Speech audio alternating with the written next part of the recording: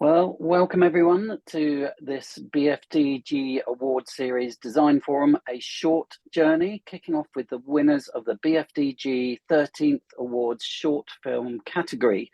I'm Jonathan Paul Green and I'll be your host. A little bit about the Guild. It was formed over 75 years ago with the aim of raising the standards and profile of the art department and protecting the interests of its members, and those core principles still apply today. We're a fantastic community of over 600 accredited skilled technicians and designers whose talents span the various branches of the art department in film and television. And joining me tonight, I'm delighted to introduce the team from Recursive Dreams. We have Jeannie Chandler, art director, Eleanor Dolan, set decorator, Francesca Jones, set decorator, and Olavo Abrantes, production designer. So for those watching, please feel free to post any questions to our panel in the chat box, and we'll try to get to those later on if time allows. So let's just start off by finding out who you guys all are and maybe how you got into the industry. And let's start with Eleanor. Okay, so I actually did a fine art degree, and my parents and my whole family are not in the industry. So when I decided that I wanted to get into film, which was kind of towards the end of my degree, I had absolutely no idea how to get in. I didn't know anyone. So where my parents actually live, which is quite lucky, is near Leavesden Studios, and there's a school close by called the National Film and Television School. And so there I started to volunteer on animations and live actions. And these short films, they're not quite like any other student short films, they're masters short films. And quite a lot of them go on to win Cannes or BAFTA. So basically, I volunteered a lot on there. That's actually where I met Olavo, and we art directed a Kodak commercial together. And from there, I kind of just networked, and I got onto other different types of projects through the NHTS. I actually ended up applying for Random Acts, which was a short fund from Channel 4 that funded artists, and because I did fine art, I guess I fit that category. And so the first ever live action set I ended up on, I was directing it, and I actually said to the DOP, because I had no idea, I was like, when do you say action? So that's how I kind of started, and the ball kind of kept rolling, kept networking, ended up producing, designing, set decking, directing. And basically I was doing that for a while, and then COVID hit, and I thought, well, I need to get into something now that actually has the money to survive COVID. So I got the K's book, which is basically this book with loads of people's numbers in. And what I did is I just called up everyone in that book. And Jeannie, who I'm actually working with now in Pinewood, she picked up my call and took me for an interview. And that was my first big job, was for Disney Marvel on The Marvels. Wow. And then I ended up going on to Loki season 2, Gladiator 2, and now I'm on the new Fantastic Four. So yeah, I was Amazing. really lucky to find Jilly, and she's taken me under her wing basically. So that's my journey in just Fantastic. a very short space of time. That's brilliant. Thank you. And Fran, tell us a little bit about yourself. So I actually met an art director when I was about 13. Her name is Alison Reaver. Actually, I think she's more production designer now, but she was working on Atlantis at the time. And I just basically just begged her. I was like, please, please, please, please let me just do anything for you. And just like shadow you essentially whilst you're working. And so I think I did about 2 weeks in the end. I think I bunked off school and went and had the best time, loved it, obviously.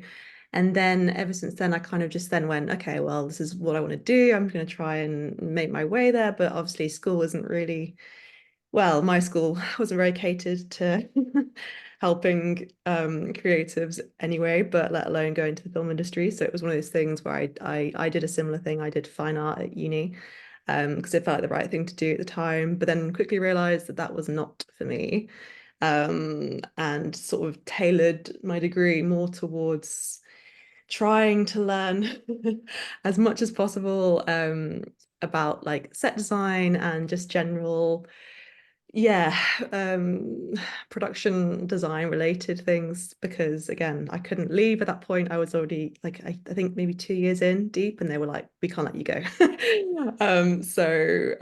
Yeah, so I did that, and then I met people during my time at uni who were also wanting to be in film. And then we did like a couple of shorts together, and that was very much where, you know, I guess my experience started to say. But it wasn't until maybe like a year after uni that I got my first job, because I was struggling to find, because obviously I hadn't had any experience. I was trying to find experience, and then you're having that whole circle of being like, I need the experience to then get a job. But yeah, anyway, managed to get a couple of jobs on like daytime TV shows as like a runner, and then basically like just elbowed my way into the art department. And then from there, it was basically just a case of meeting people, and yeah, making friends and trying to get as many contacts as possible within the art department world. And then, yeah, just sort of like worked my way up doing more short films with people that I'd met. And then, yeah, then it came a case of like doing different kind of roles, and you do like props, and then I did like art department assistant style roles, and then like set decking, and then art directing, and a bit of everything. I think when you do short films is kind of the overall theme.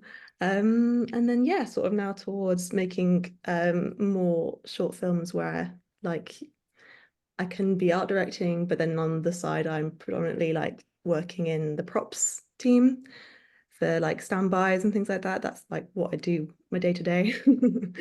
And yeah, that's pretty much Great. Brilliant. Thank you. Thanks, Fran. And Jeannie, let's hear about you. So I also did pretty much a fine arts degree. I did contemporary arts, but it was mainly kind of sculpture, and I shifted towards really enjoying making film towards the end.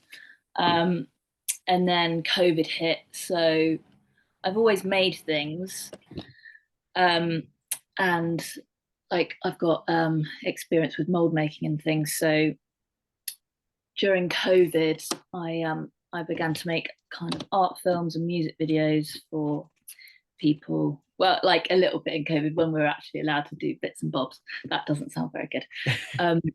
So me and some friends that were also interested in film started building up a portfolio, and then as soon as COVID calmed down, I got an opportunity to move to London and work on the Nevers. So I jumped straight in, really, moved down, slept on my friend's floor for a couple of months, and I was just networking. I think as soon as you get an in, you've just got to go for it, haven't you? So ever since then, I've been kind of doing all sorts, like similar to Fran.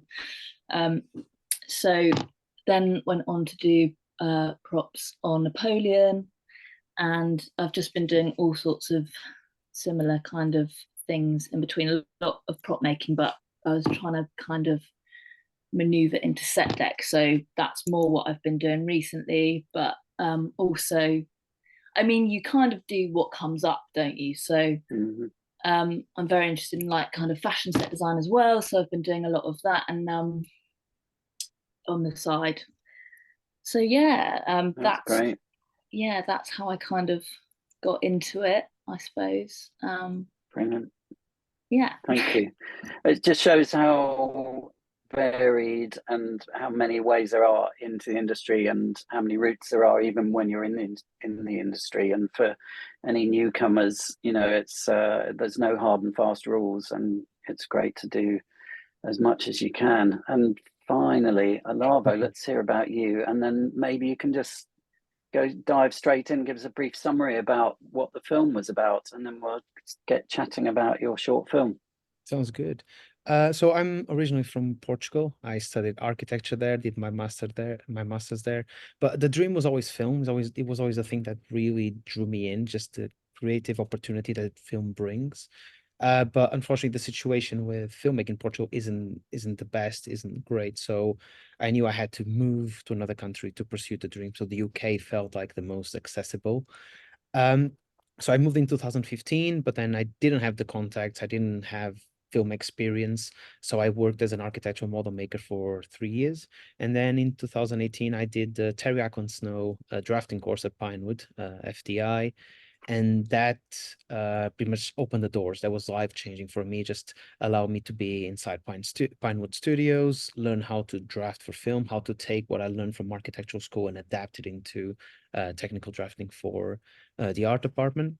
And then similarly, like Eleanor, just then grabbed the phone, started calling art directors.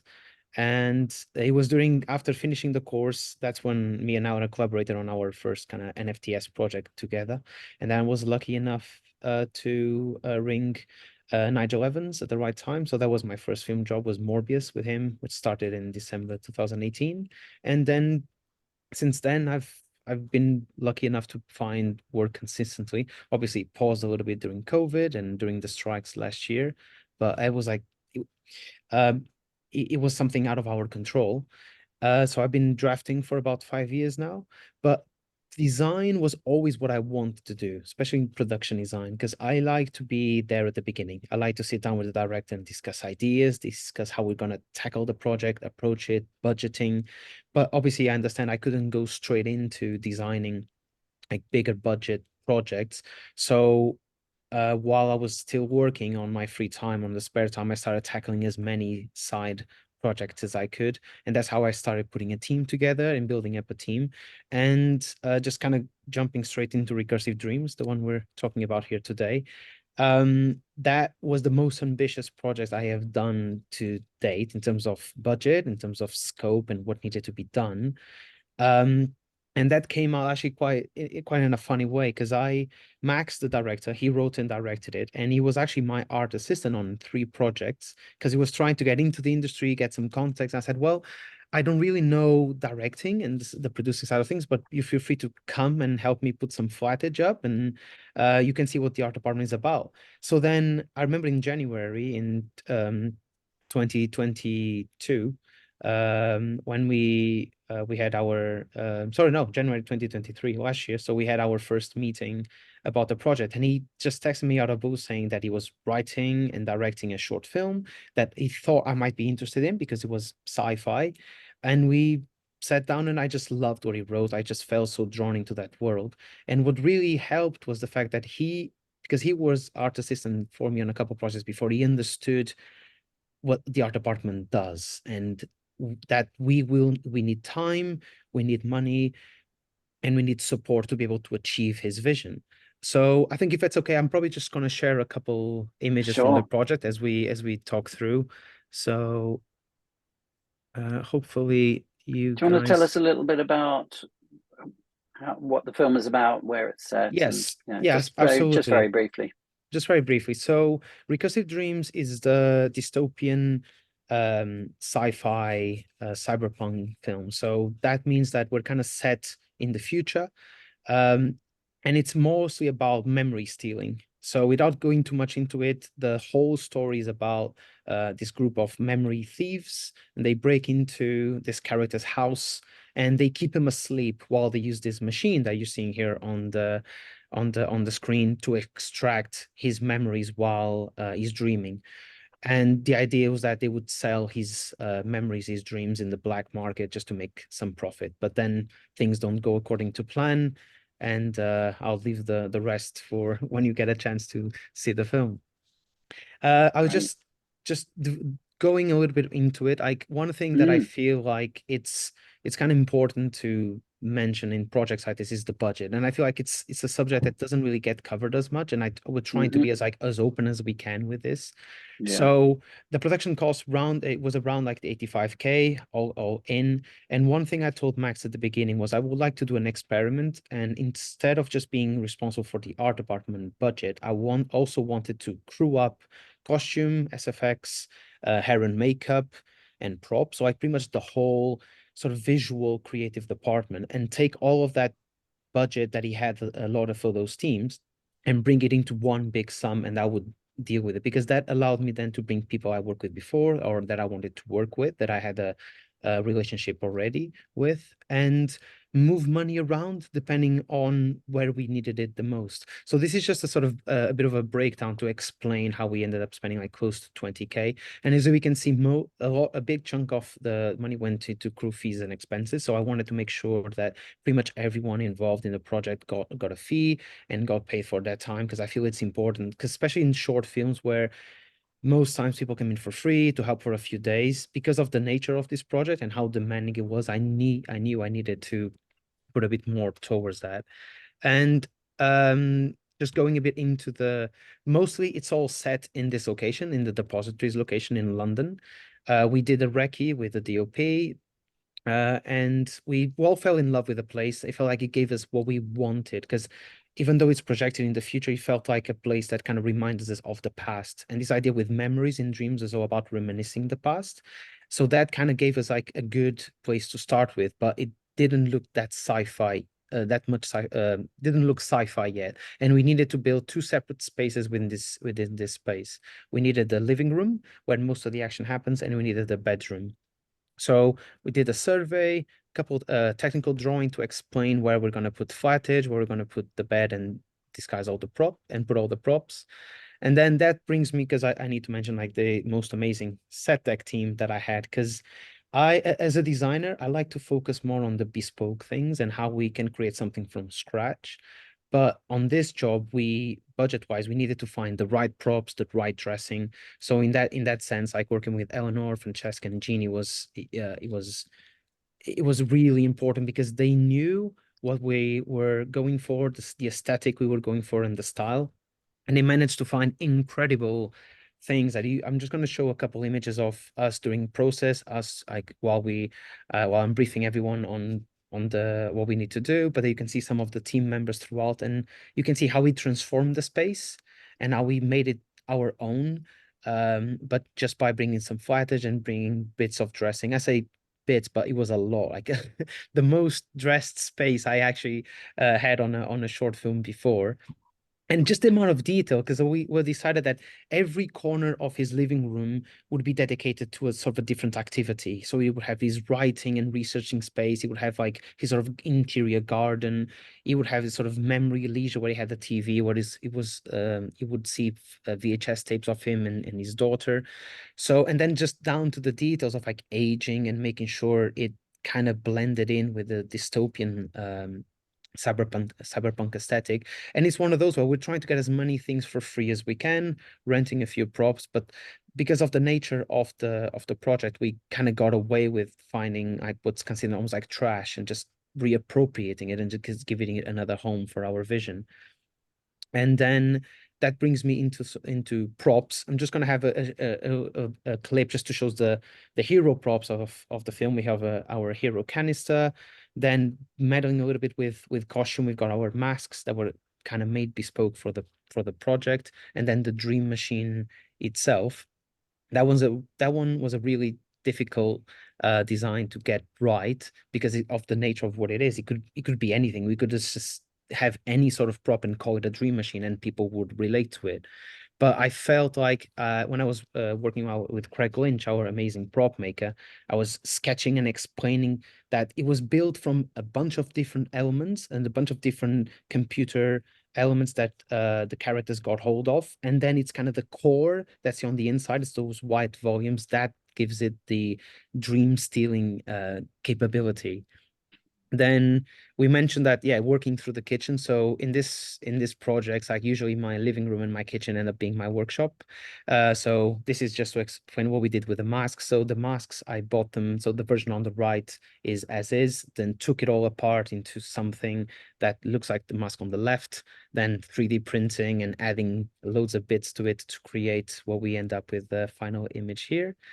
Same thing for the gas canister. I had an amazing concept designer, John Regan, working with me. So he was just visualizing, he was creating visuals of the ideas that I was explaining. Then I took it into computer just so I'd be able to 3D print it. Same thing with the gun, another concept by John that was amazingly modeled by Tom Richards and Jerry Hurley, printed, painted, and it was just testing light. But then video on the right is my house again, because that's kind of to save a bit of money. It's just the way to do it. And then this is one of actually the most fun parts of this job, is then take up make-believe props and try to explain to the actors that something that is just doesn't do anything, but this is what he actually would do in the film. So I take a lot of joy and fun from that side. And this is me and Freddie, and I'm trying to explain Freddie, okay, this is how you hold it, and this is how you would shoot it, and then the recoil will be like this, so he understands what he's dealing with on the day. And then that brings us into the bedroom set. And when I say that most of the challenges of this job just coming from trying to find what we can, literally we arrived on the day before the shoot and we didn't have a bed. So I just sent the team, okay, can you just go onto the street and perhaps someone is throwing a bed away? Let's just bring that, the frame in, we'll get a new mattress, and we'll just bring the frame in, and that's it. So that solved the problem on the day that I had no other way of getting it done. Then I just want to give a shout out to the most amazing SFX team. We had him on the job. I met him while I was doing standby with the second unit on The Acolyte, on a Star Wars TV show. So that's John Delaney on the left. He's our SFX supervisor. And I just asked him, can we make it rain inside this space? But they also did fire and they did snow. They were like heroes, just bringing high-end SFX to what is a short film, like in this case, like almost like a low-budget short film. And then he's like, that's Richie that's doing a bit of like wetting the glass there, just to give it a bit of a it was raining look. And this is kind of one of the images we kind of got from the end. So this is just for people to see what the project was about, and like just see a couple images. So now when we go in to discuss it more, everyone's kind of aware of what we worked at. But I'll leave to any of you if you want to pitch in and just say something about what I've just shown. Yeah, that's great. I mean, let's hear a little bit about set deck, and maybe what were the challenges from the set deck department working on a short film, particularly being a sci-fi genre where nothing really exists. Oh yeah. So I just thought I'd mention, basically, I unfortunately couldn't be there during the dressing and the shoot because I was full-time on Gladiator at the time, and it was taking up, a huge chunk of my time. But I did manage to do quite a lot of research before I went onto the job of Gladiator, and also managed to source a lot of the props. So as you could probably see from the breakdown of the budget, set decoration, I think it was just over £1,000 or something for all the set decoration props. And so we actually hired from Trading Post printed props, mainly for all of that, those amazing, and super hire for those amazing bookshelves with all of the books and everything on it, which again was the idea that he loves the old technology and the old ways of doing things, especially with books. He'd be a collector of, different types of psychology, religion, and he's preserving, I guess, humanity back in the day, because it's all changed and it's all going wrong. I don't want to give up too much away, but we hired a lot of stuff, and also we had to think of creative ways to dress the set with not actually spending a lot of money. So I've made a lot of great friends down in the dump, which I'm not joking, it's not a glamorous life set deck. I was in the skip pulling out some electrical pieces. Some of the circuit boards that you see there were actually pulled out of the skip. So yeah, people at the dump are good friends to have. And then what else did I find?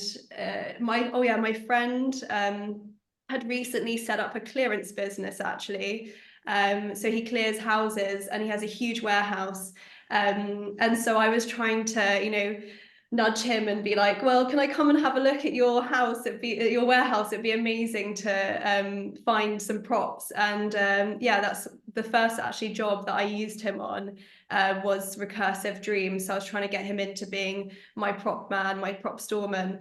And so since I've been using him on lots of different other films. So yeah, I was really sad that I couldn't actually be there on the day to dress, because it's something I really love. I really love dressing and standby. But that's one of the reasons why Olavo got Fran involved to be on the day, be set deck, and did an amazing job. So yeah, that was I guess a small lowdown of what happened on my end, but I guess Fran can take over now. And there's just a quick note, because then because me and Eleanor, we worked together before, so as soon as I explained out what the concept was, I knew that even if she couldn't be there, she would still find the most amazing thing, delivering and doing all the prep with me. And then what surprised me then when I got Fran involved, it was how quick she packed up. Okay, this is what we've got. This is how we need to dress it. And I was on set, and between Fran and Jeannie, I just said, like, you do what you feel it's right for the space. Like, the character, what you understand this world be living in. I'm gonna have to go and build more flattage with the rest of the team, and I'm just gonna leave you to have a look at everything that Eleanor got and just dress it. But I'll let you develop it more, Fran, with that.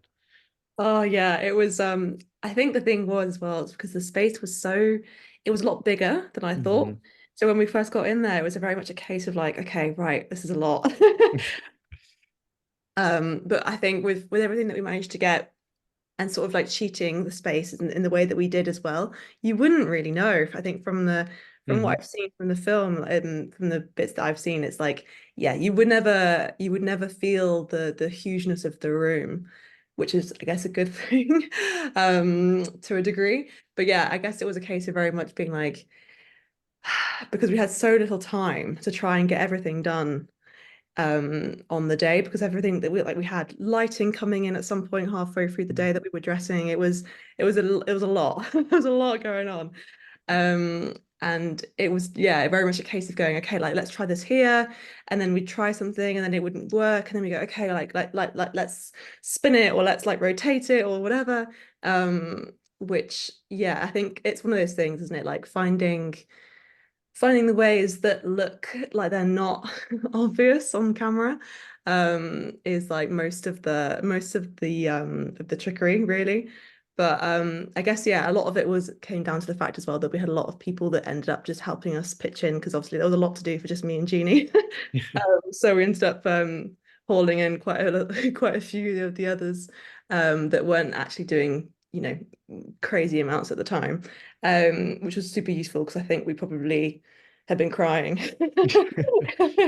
had we not had the extra hands. But yeah, it was very much a case of literally the minute we got all the props in trying to categorize them as best as we could, because everything kept arriving in different orders and in different times and waves and things. So it was very much a case of, and especially because we had the use of the elevator. Oh my I think goodness. you see from the picture from the previous pictures, but we had this very I want to say, like, yeah, New York-esque ridiculous It's one of those ones that you kind of pull across with the with the gate. It was an absolute nightmare. It took us at least an hour to figure out how it worked, because every single time we'd close it, you had to close it even harder than the time before, and then it wouldn't work, and you'd be like losing your mind, be like, why isn't it working? We did it like 3 times before and it was fine. And that was honestly, that was one of the main issues, was that bloody elevator. It was probably the most used that elevator saw for the last few years as well, I think. Yeah, every single time the person from the house saw me, I'd be like, so are you sure I'm meant to be slamming it this hard, right? She's like, oh, yeah, harder. And I was like, oh, okay, okay, sure, it's a really old building, I'm just gonna slam this door, that's fine. But yeah, no, it was very much, yeah, I think it was a case of very much just sort of, once everything was up there, once everything was in place, it was a case of then going, okay, how do we get the finer details done? Because like you say, like it's all in the finer details half the time, especially when you have certain close-ups, or if you've got like a wide that then shows like half of the room, you need to make sure that it kind of is cohesive and it doesn't look like it's just been plonked there half the time and all that jazz. But it was, yeah, I think it was very much well, it was a joint effort. I mean, I could have done it without everyone. So it was, yeah, Jeannie was like a lifesaver as well, because I think there was a time when um again, when we had the hands that were available to help us, you know, and who hadn't done art department before, I was like, okay, so can you place this in a way that looks like this? And they'd look at me like, uh-huh, and I'd be like, yeah, just do that. And I'd be like, Jeannie, go help, go show me what to do. It was quite manic, because I think there were a couple of little things that hadn't quite happened at the right time, like the lights that were made. There was a bit of a delay in getting the pieces to make them, wasn't there? Things like Yeah. that. So, and we were making a lot of things on set quite last minute, and then we had to do it in this property, obviously, that we didn't want to get paint all over and adhesive and flammables and whatnot. And then we were kind of taking it out to the courtyard, hoping that the weather was going to kind of withstand and not rain, like painting, waiting for it to dry, hopping over it. Like there was wind and we had like tarmac spread out, and we were trying to like weigh it down with pebbles we could find so it wouldn't stick to the paint. And it was just like, oh no, we can't paint that bit now because we've got to wait for that bit. And then we were still kind of like doing touch-ups and building on the aging of the set in between like shoots, weren't we? So it's like, oh, they're not in there now, so we'd like run in, like, you can't go now, you've got to wait, running in, like moving stuff around, painting a bit of it's great. It was a lot of energy and enthusiasm we all kind of had, I think, adrenaline maybe. And how long was the shoot? How many days did you shoot for, and how much dressing time did you have prior to that? Ooh, so it was a 3-day shoot. I Right. believe we had a couple days before. 2 days, I think. Yeah, so we had 2 days prep and 3-day shoot, and then pretty much like a morning strike. So strike was strike was like we can't have a half day just because of the cost of the building. Of course. But yeah, because it was quite frantic, and the lift didn't help. So all the flattage had to be brought up through the stairs. I had like Joe, and he was like an amazing carpenter, really, really strong guy. He was just bringing flattage up. But yeah, no, it was one of those, because the location is expensive, as I think probably, Jonathan, you've been there. You showed like the location is extremely expensive. It gives us what we need, but we can't faff around. We can't spend a lot of time just like, so I knew going in that 2 days was going to be a push. That's why we brought like it was me and 8 more in the art department, I believe. So it was a bit of a team, and we just had to kind of spread out. And then even the shoot went very, very quickly, and we barely managed to get out there with everything we needed. It's often the way. But with the with your budget, what was the most expensive thing? What did you spend the most money on, and what was the most complicated thing to create?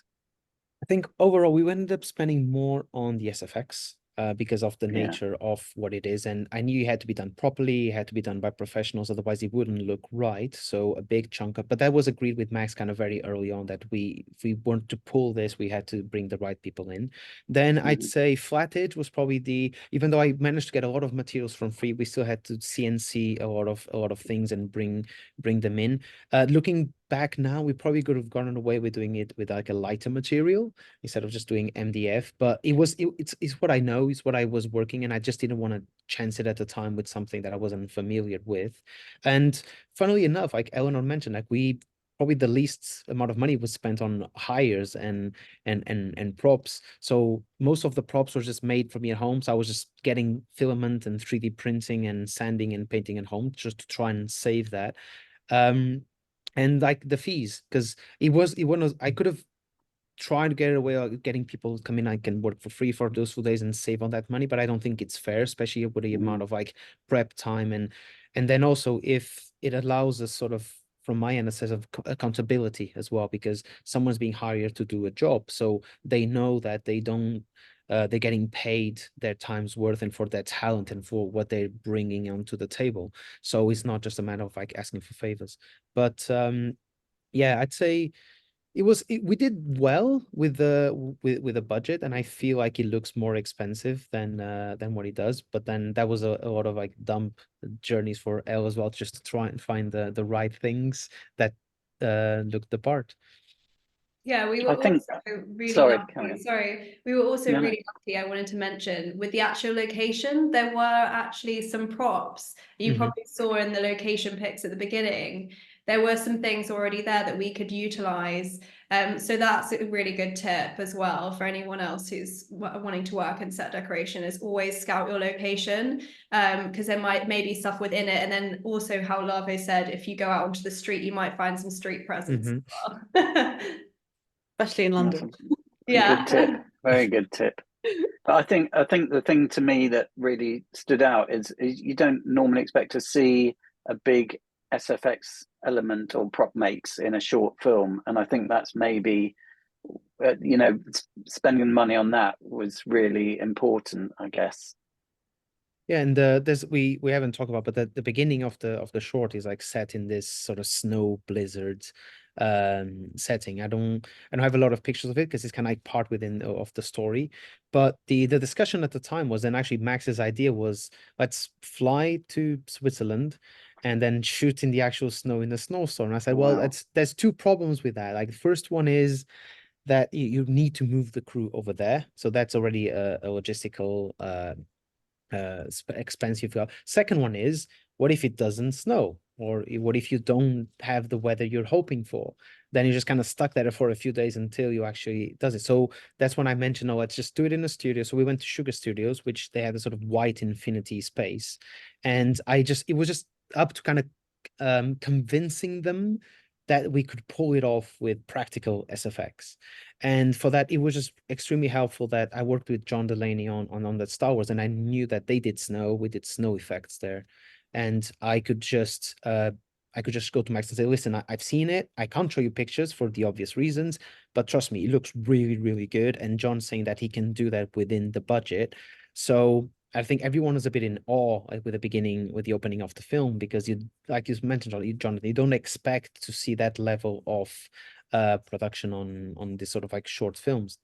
And then later on, even with the smoke and the fire and a bit of there's a scene in where like an item is being burned, and I kind of offered up to do it myself. So if when people see the film, they realize if there's that item being burned, is actually me holding it and just holding on until the very last second and burning myself a little bit just to get that shot. But it's the thing is doing it safely and knowing that I had people on site that in case anything went wrong, they're professionals, they know what they're doing. And that's my tip for anyone who wants to do SFX on a project. Just don't try and do it yourself.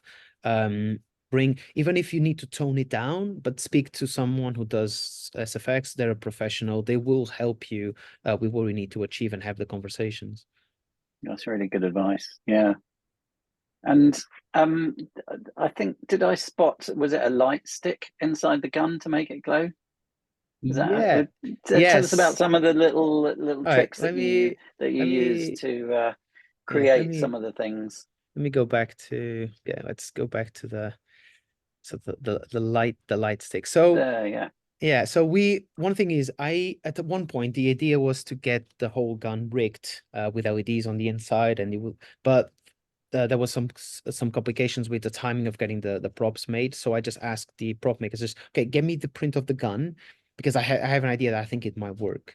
And there's this, we can kind of see it there. There's this little sort of, they call it like glow stick, isn't it? Yeah, it's called Mini Saber. There's a company called like minisabers.com, which is like this like LED light that we just put the batteries in. So I knew, okay, if I buy 8 of these, because the problem with those is they're supposed to be kept turned on for like 10, 15 seconds, and then they start dimming out. So I thought, if I buy like 8, we're gonna have them on standby. So we'll for each take, we'll just change the stick on the gun. We're always gonna have consistency. So that was because funny thing behind the gun was when I was speaking to John about it was, I told him, like, okay, you know the gun from Blade Runner?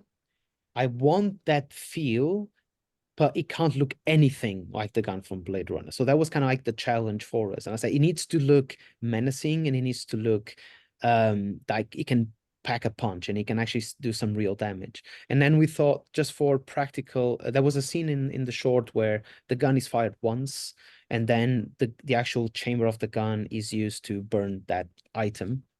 So it just makes sense. Like, let's design something that needs to be shot once. So the idea of the gun is that every time it's shot, the cartridge needs to be changed. So where you see it glowing in there, then he would have to take that off, put a new cartridge in, and then you'll be able to shot again. So it's the weapon that you only need to shot once because of the power it has behind it.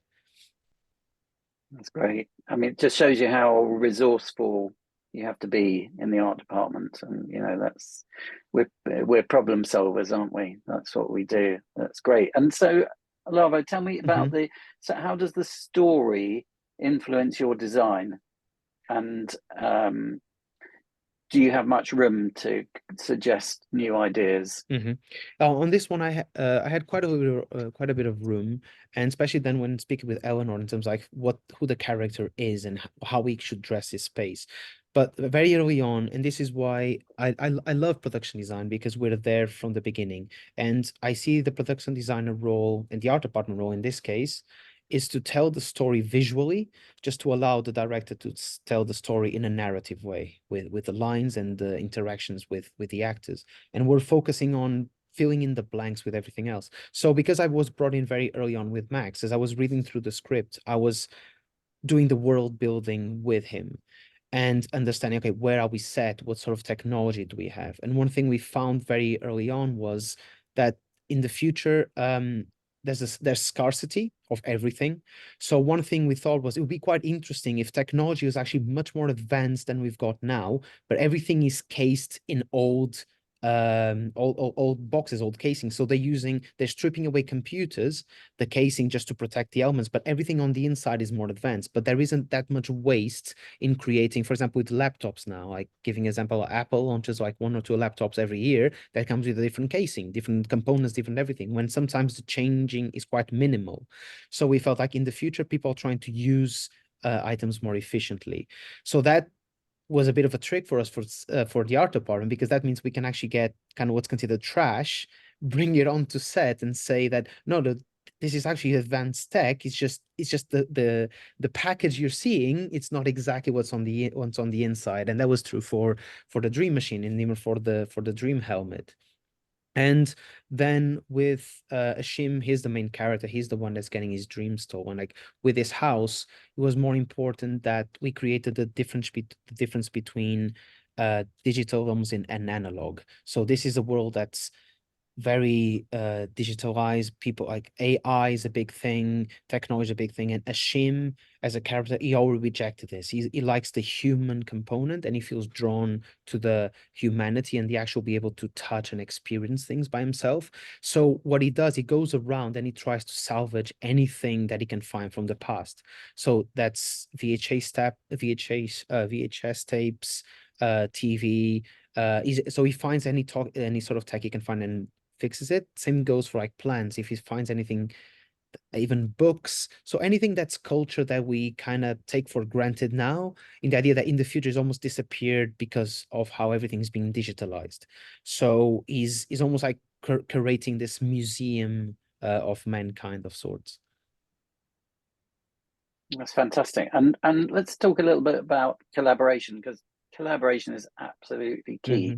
And I guess first off, maybe just talk about how you collaborate with your own team first before we kind of get onto other heads of department. It's, you know, always interested how designers and set decorators work together and collaborate, and who does what. You know, people might want to hear how you guys work. I'll start and then I'll let you guys like carry on, because like I mentioned before, like I as a designer, I like the bespoke nature of like telling the story, like what I like props and I like building sets. That's why I work in the art department as well with drafting.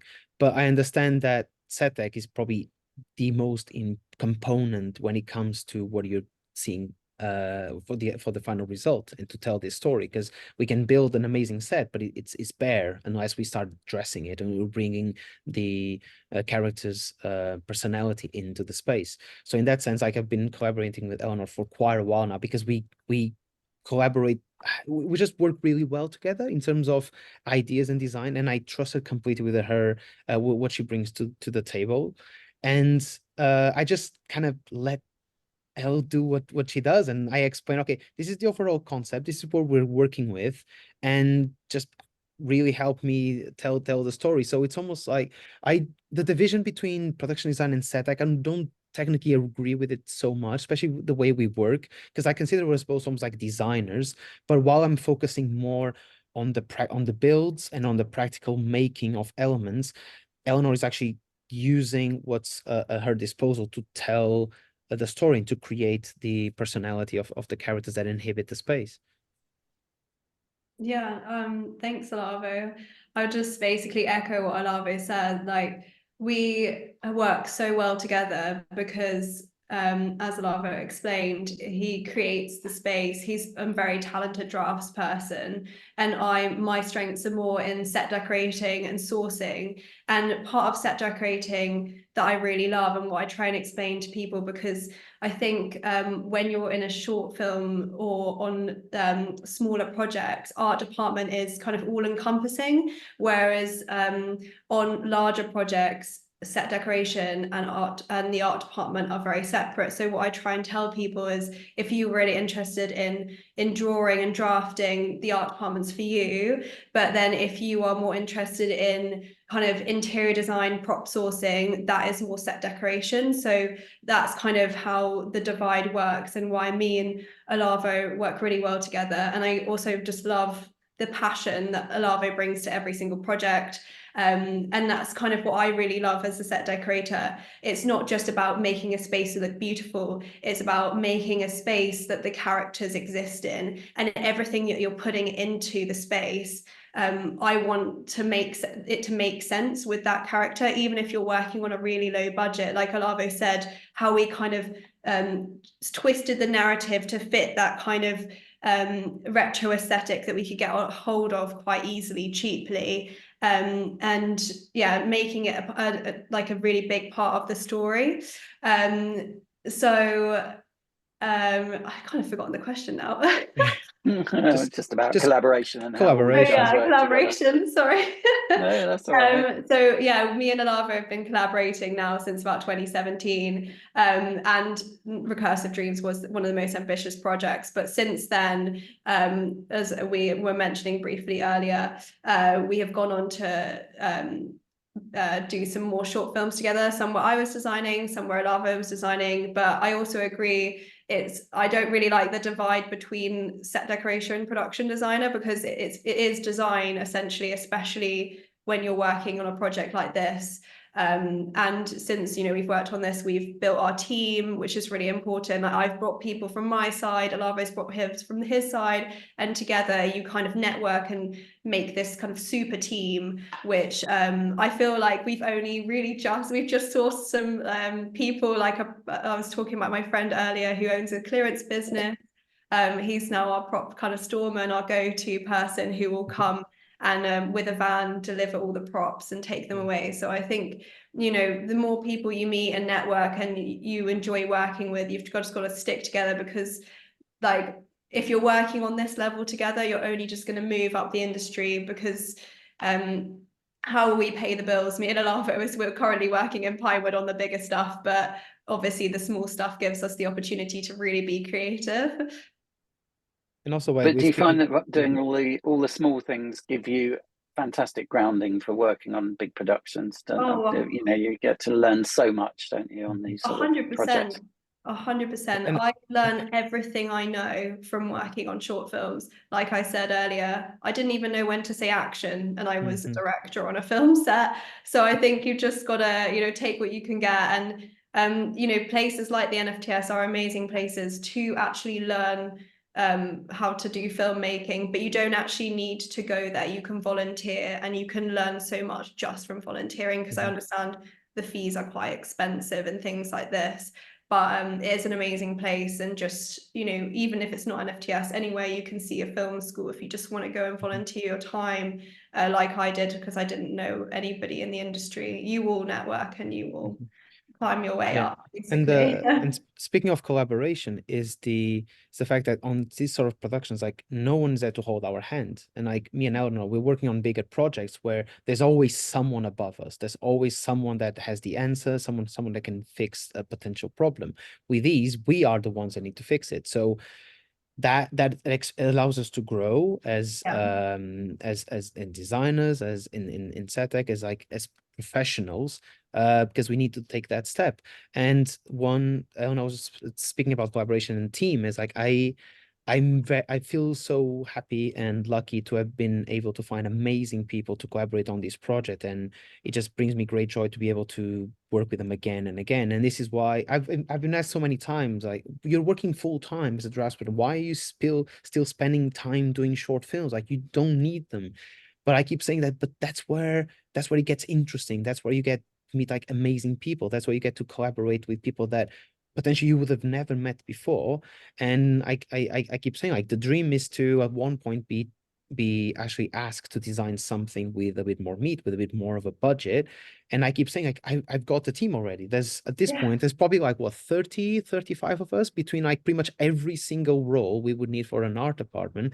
We're just waiting for that special project that allows us to, okay, let's get everyone together for like 6 months, working full time, getting paid, and just collaborating on this. And it's the short films that allows this to be possible, because we have trust, we know which our strengths and our weaknesses and how to play against each other. And that comes from like what Fran and Jeannie said, is we're there on the day, we need to sort it out, we need to make it happen. And that's, I feel like, it's almost like what builds this team strength, where like no one's gonna clock out if there's still a bit of work to do. So everyone just kind of pitches in and just stays for a bit longer and just helps each other out. Nice. And just briefly, what about collaboration on this film? Collaboration with other departments like costume, makeup, and the DOP. You know, that's obviously particularly important, and locations as well. Yeah. So with locations, it was mostly just me, the director, and the DOP. So we visited, we scouted it, and also obviously the producers, just to make sure we could film in there. But it was kind of our decision, because I on the first meeting with Max, and I was brought in, I was pretty much the first person brought in from any other department into the production, and I explained to Max like what we needed, and it was funny because I showed him a reference picture, and he said, "Oh, actually, I have this space that we might shoot in, and it's the same thing. Is it exactly the same sort of vibe?" And then collaborate with other departments. The reason I asked Max if I could just pick the other departments, it wasn't just a budget reason, was the fact that there were other people that I wanted to work with, especially with costume. I had like Savannah, and she's been my go-to costume designer pretty much on every project I've done since then, and I trust her completely, and she's amazing what she does, but she didn't have that much film experience, so it was a bit of a gamble on this one, because it's a big sci-fi, the costumes need to look right, but she delivered on that level. And then with the camera and lighting team, it's more for us, it was more kind of explaining what we wanted from the space and what they need from us, art department wise, in terms of practicals. But I feel like it's us setting the mood, and it's us setting the vibe of what the space is. So, and because that calibration happens like quite late in the process, so I was working for about like 4 or 5 months on the project before we started having conversations with the other departments. So by that point, it's more making sure it's going according to our plan. And same goes for like SFX, like very early on, as soon as I know, okay, we have to make it rain and we're going to have snow, I just approach John Delaney very early on so he can start giving me quotes and budgets on how to achieve those elements. And speaking again with collaboration, like production design, this is kind of what it is. It's conversations, it's people sitting at a table discussing options and discussing ideas.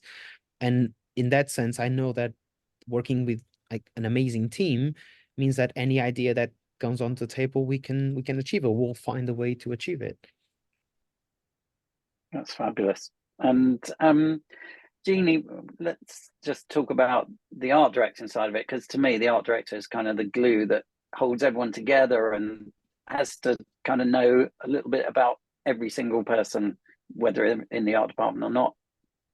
Well, like we were saying earlier, I actually jumped on quite last minute, and it was a little bit. It was quite an intense kind of. Here we go. We're doing this straight in there. So it was largely when we were on set. It was largely me and Fran just doing every, all the I mean, like it is with short films, you end up doing everything, Doing a bit of everything. Yeah, making props up, and just set deck, set build, helping. I mean, I think I helped the electrician, like the electricians. Like I was holding a light. I was like, oh, I don't know if I should be doing this right now. You just jump in, don't you? Like it's just. It was amazing. It was such a fun, vibrant experience, and I felt like I learned so much just from, that shoot and just jumping in with everything. But yeah, it was wild, wasn't it? It's really good. You guys done an amazing job. No, it's fabulous. It's always lovely to see a team come together and produce something great. And I think that's kind of why we all do this job, isn't it? Is to work with like-minded people and have fun. And it really shows on your job. And congratulations to all of you for winning the award. You must be very proud. I mean, talking of proud, is there anything in particular that you're really proud of about what you achieved, that to any of you? With Recursive? Yes. Yeah, I mean, yeah. for me, what's the thing you're most proud of about Recursive Dreams? For me, it was like how good I got at 3D printing. It's like how to actually get the machines to do what they want them, what you want them to do. But mostly, like I mentioned, it was the most ambitious project to date, and for me, it just allows me to have confidence that I can have a team, and I can actually communicate ideas, and we can collaborate together. And also it's feeling that people actually enjoy working with me. I think that's probably like the greatest achievement, is the asking someone, okay, do you want to come on set and work on this project and be with me, and having people say yes, absolutely yes, don't even need to explain too much what it is, I'll just, if you're doing it, we'll jump in, and vice versa. It's building up the strength. And I think Recursive was great because it was like a trial by fire, like Jeannie mentioned, and it was very hectic and it was very hands-on, but just seeing that everyone pulled in together, that was just fantastic to witness. That's lovely. There's a few questions from viewers, and we've got a few minutes, so I'll try and whiz through a few, get to some of these if we can. First question, did you use prop houses for this set dress, and what were those? Which prop houses did you use? So I mentioned earlier, so we used Trading Post, and within Trading Post there's printed props, which is where you get most of the books and all the filing kind of systems that you see on the bookshelves.